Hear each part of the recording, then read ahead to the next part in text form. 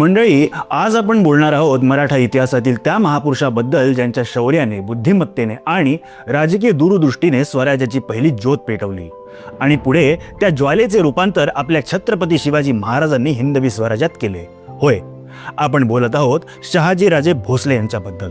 नमस्कार मंडळी, creative I प्रोडक्शन्समध्ये तुमचे सहर्ष स्वागत आहे. स्वराज्य संकल्पक शहाजीराजे भोसले यांना त्यांच्या जयंतीनिमित्त विनम्र अभिवादन.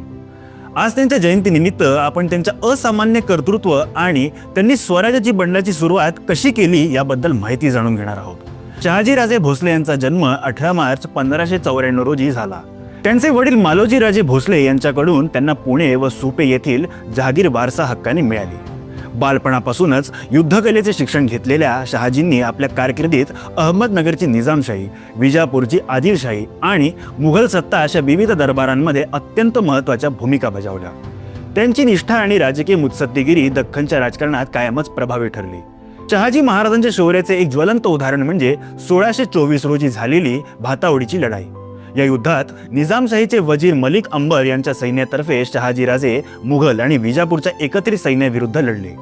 शत्रूचे मोठे सैन्यबळ असूनही शहाजीराजांनी याच लढाईत आपल्या बुद्धिचातुर्याने प्रथमच गनिमी कावा या युद्धतंत्राची प्रभावी वापर केला. अवघ्या 8000 सैनिकांच्या तुकडीचे नेतृत्व करत त्यांनी थेट मुघल सेनापती लष्कर खान याच्या छावणीवर हल्ला चढवला. या निर्णायक आणि धाडसी हल्ल्यामुळे मुघलांच्या सैन्यात गोंधळ उडाला आणि त्यांना माघार घ्यावी लागली. या विजयामुळे निजामशाहीला मोठे बळ मिळाले. दुर्दैवाने या युद्धात शहाजीराजेंचे बंधू शरीफजी राजे यांना वीरमरण आले. शहाजीराजांच्या या विजयाने दख्खनच्या इतिहासात मराठा सामर्थ्याची छाप उमटवली. युद्धात विजय प्राप्त करून जेव्हा शहाजीराजे आपल्या निवासस्थानी परतले तेव्हा त्यांच्या सौभाग्यवती म्हणजेच राजमाता जिजाऊबाई साहेबांनी त्यांचे औक्षण केले व त्यांना प्रतिप्रश्न केला.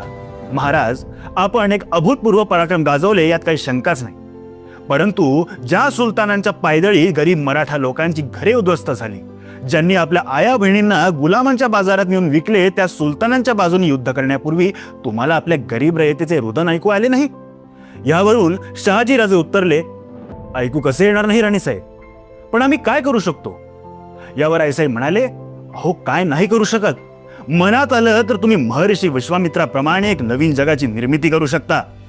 तुम्ही आज 2 बादशहांना हरवले, एक निजामशाही वाचवली.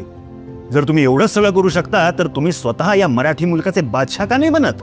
आई साहेबांचे हे शब्द ऐकून महाराज साहेब पेटून उठले व स्वराज्याच्या स्थापनेसाठी ते सुलतानांविरुद्ध बंड करण्यास प्रेरित झाले.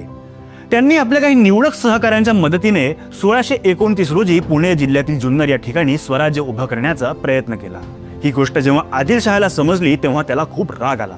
आपली चाकरी करणारा माणूस आता आमची बरोबरी करायला निघालाय हे त्याला सहन झाले नाही. महाराज साहेबांचे बंदोबस्त करण्यासाठी आदिलशाह याने रणदुल्ला खान याची नियुक्ती केली व समस्त पुण्यनगरी उद्ध्वस्त करण्याचा हुकूम बजावला.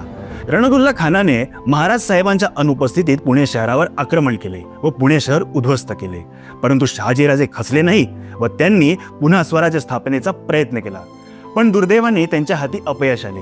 ते जरी अपयशी ठरले तरी त्यांच्या स्वराज्य संकल्पाची प्रेरणा त्यांचे पुत्र छत्रपती शिवाजी महाराजांनी घेतली व त्यांचे आदर्श डोळ्यापुढे ठेवून त्यांनी पुढे हिंदवी स्वराज्याची स्थापना केली. म्हणूनच छत्रपती शिवाजी महाराजांना स्वराज्य संस्थापक म्हटले जाते, छत्रपती संभाजी महाराजांना स्वराज्य रक्षक म्हटले जाते व शहाजी राजांना स्वराज्य संकल्पक म्हटले जाते. तर मंडळी, आजच्या पुरतं एवढंच. आम्हाला आशा आहे की तुम्हाला आमचा हा पॉडकास्ट अवश्य आवडला असेल. आवडले असल्यास लाईक व शेअर करायला विसरू नका व खाली असलेल्या कमेंट बॉक्समध्ये आपले विचार व मत मांडण्यास अजिबात संकोच करू नका. क्रिएटिव्ह आय प्रोडक्शनच्या पुढील अपडेट जाणून घेण्यासाठी आमच्या चॅनलला सबस्क्राईब करा व बेल आयकॉन प्रेस करायला विसरू नका. धन्यवाद.